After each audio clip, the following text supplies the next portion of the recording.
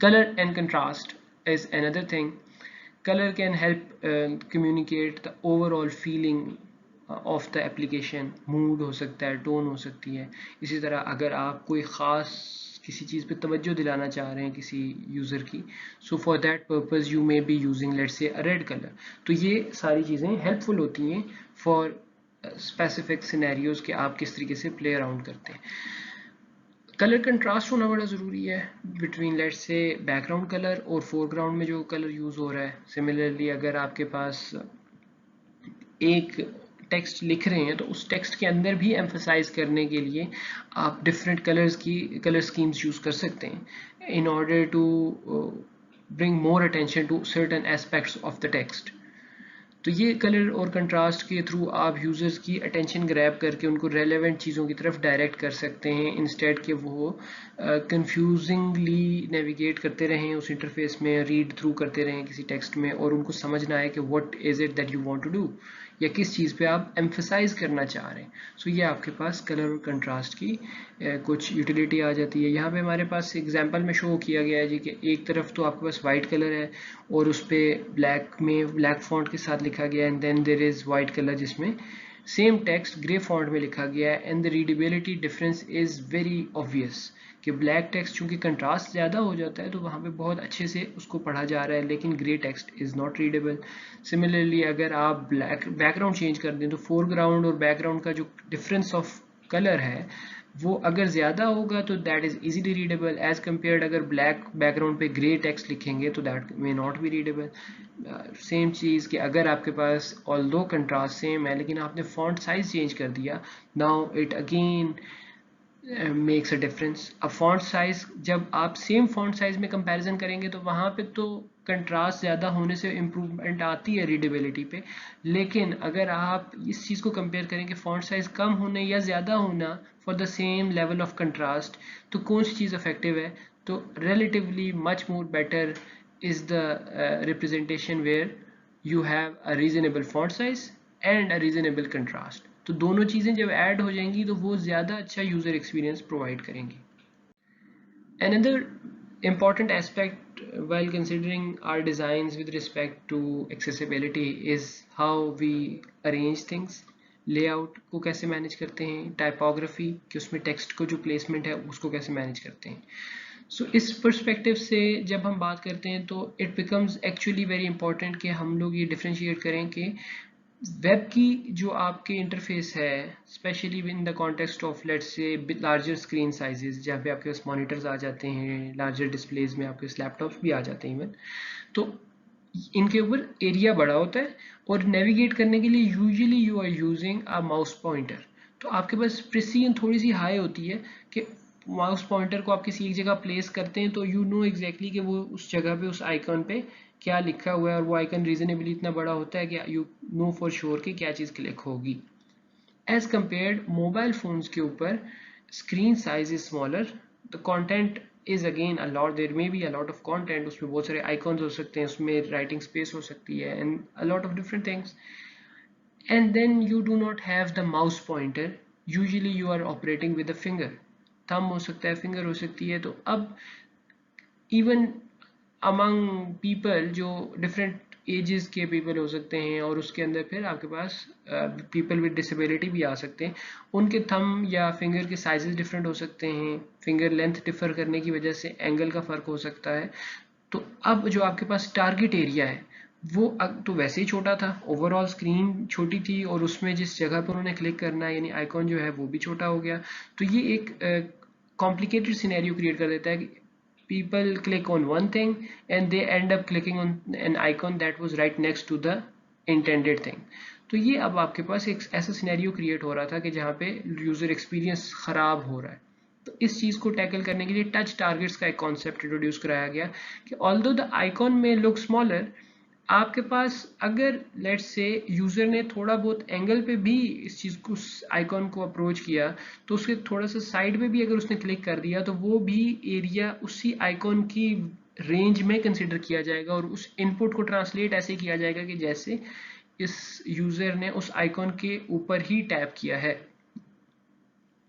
ये चीज़ touch targets कहलाती है. This may be very useful for people who have difficulty interacting with the screen elements. अब इसमें वो people भी हो सकते हैं जो let's say old age में हैं, they are learning the mobile phone for the first time, let's say, yeah, even if they are they have been using the phone for quite a few years, it is possible कि उनके पास बहुत ज़्यादा comfort ना हो उसको utilise करने की, और वो एक ऐसी स्टेट में उसको यूज़ कर रहे हो कि जहाँ पे वो बहुत क्विकली इंटरेक्ट ना कर सकते हो. अच्छा, इट कुड ऑल्सो भी कि वो उनकी कोई ऐसी डिसेबिलिटी हो, फॉर एग्जांपल ट्रेमर्स हो सकते हैं उनके हैंड में, कि जिसकी वजह से वो एक्यूरेटली एक पॉइंट के ऊपर अपने फिंगर को स्टॉप करके इनपुट ना कर सकें इंफॉर्मेशन. तो अब उसके लिए आपके पास, जब आपके पास टच टारगेट्स आते हैं, तो टच टारगेट्स का कॉन्सेप्ट जब अप्लाई होता है तो ये आपको एक यूजफुल इंफॉर्मेशन दे देता है कि सिंस ये इस रेंज में यूजर ने क्लिक किया है, so he probably wanted to click on this icon, और वो यूजर एक्सपीरियंस को इनहेंस करने का एक आपका तरीका बन जाता है, इंस्टेड के यूजर को इनपुट को मिस ट्रांसलेट किया जाए और कोई और आइकॉन वाला एक्शन परफॉर्म हो जाए, and then user goes back कि नहीं भाई, I didn't want to do this, I wanted to do something else. तो वो आपके पास यूजर एक्सपीरियंस खराब हो जाता है. सो इन जनरल हम जो है तकरीबन 48 मेगापिक्सल्स का एक स्पेस एरिया रखते हैं, जिसके अंदर एक पूरे आइकॉन का एक टच टारगेट होता है, और ये 48x48 का आपका ओवरऑल रीजन होता है. और उसके बाद दो रीजन्स के बीच में भी हम एक मिनिमम स्पेस रखते हैं कि at least two icons should have this much difference, या एक safe region which is not a touch target of either interface. This is again to avoid any issues on part of mistaken translation of inputs. Layout और typography के perspective से देखें तो यहाँ पे हमारे पास ये एक चीज़ आ जाती है जी कि आपने कंटेंट को स्केल करना होता है according to your screen size, कि वो स्क्रीन साइज क्या है. फिर उसके अलावा relevant information may be shown together, ताकि आप इस तरीके से उसकी ग्रुपिंग करें कि वो यूज़र के लिए बड़ी इंट्यूटिव हो जाए कि आप उसको क्या बताना चाह रहे हैं. फॉर एग्जाम्पल हमारे पास राइट साइड पे ये दो इंटरफेसेस हैं. If you look at these interfaces you would immediately be able to understand what this screen is telling you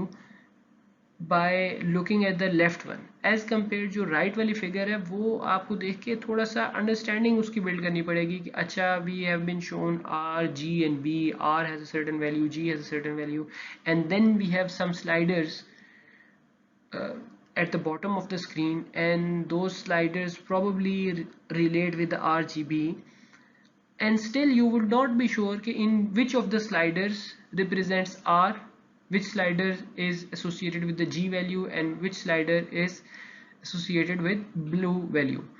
Or then you have to use your intuition कि since R is the first one तो शायद first slider is for R, G is the second slider. Similarly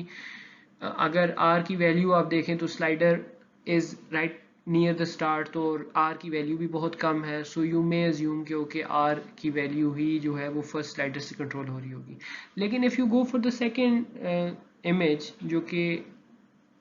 left पे है, तो left वाले image में बड़ा immediately आपको एक सेंस मिल जाती है कि आर जी बी की अरेंजमेंट क्या है, आर से एसोसिएटेड स्लाइडर क्या है, एंड करंटली उस स्लाइडर की वैल्यू क्या है, यानी कि आर की वैल्यू क्या है. और ओवरऑल पूरी स्क्रीन पे ज़्यादा पोर्शन चूंकि एक डिफरेंट कलर का है, वाइट के अलावा जो आपके पास कलर है, तो आपको ये भी समझ आ रहा है कि इन RGB की वैल्यूज़ के कॉम्बिनेशन से this is the colour that comes out to be. तो ये आपके पास एक ग्रुपिंग और इन्फॉर्मेशन को मैनेज करने से ये टाइपोग्राफी पर्सपेक्टिव से जब देखा जाए तो हम एक्सेसिबिलिटी इम्प्रूव करने के लिए फॉन्ट्स के साथ टैकल करते हैं. फॉन्ट्स के साइज़ इंक्रीज़ कर सकते हैं, फॉन्ट टाइप चेंज कर सकते हैं, ये तो